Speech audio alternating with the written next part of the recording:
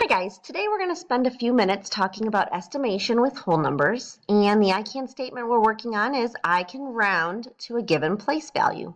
And this should be review for you. You've probably been doing this for at least a year now. So before we get started, we're going to give you a little pretest. You're going to test yourself, and you're going to look at each of these numbers 1 through 6 and put them in the work section of your WSQ. And what I want you to do is next to number 1, you're going to write the number 38. And then you are going to round 38 to the tens column. So whatever that means, whatever you believe that means, give it a shot. And when we write our answer, we always put these little squiggly equal signs. And that just means that your answer is about, because we're not going to give an exact 38, we're not going to use that exact number. We're going to give an estimated or about answer after we round. So pause the video and do this in the work section of your WSQ. Okay, we'll check this in a few minutes. Let's talk about rounding. When you round, you're usually given a specified place column, or you determine for yourself a specified place column. You're going to round to the ones, tens, hundredths, or maybe tenths, hundredths, thousandths, and thousandths, and so on. And you need to ask yourself, looking at the digit that you're going to round to, go 1 to the right of it and ask yourself, is that digit 5 or more, or is it 4 or less?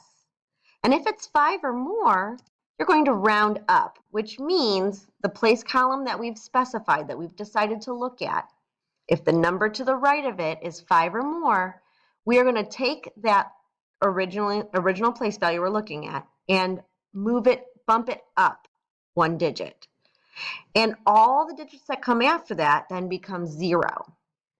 But if the digit to the right of the place column I'm looking at is 4 or less, that means I'm going to round down. So I leave the digit I'm looking at alone and just make everything after it a 0.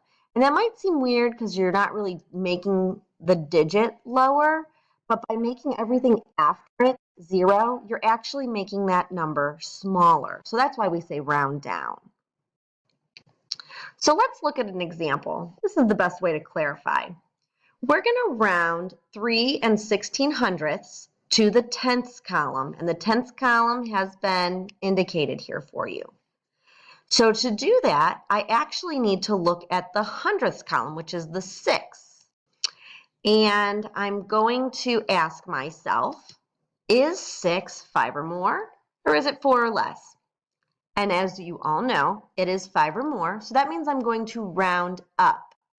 So I'm going to take this 1 and I'm going to bump it up and turn it into a 2 and make the 6 a 0. And if there were digits after that 6, they'd all become 0 as well.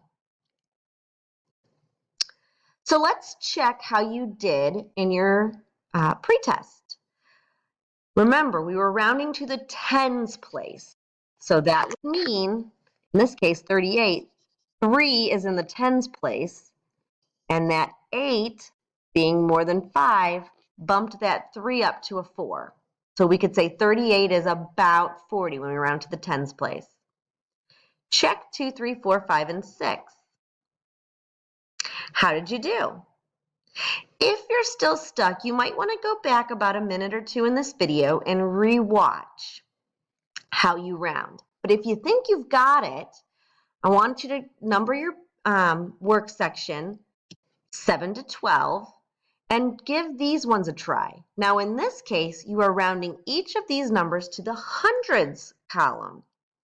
So when you finish this, don't forget to do your summary. Don't forget to write a question and put these in the work section. But then come find me and let's have a quick conversation about rounding. We are done with this video.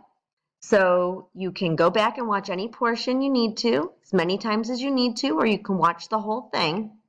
But don't forget to WSQ in your notes and come see me. Can't wait to talk to you.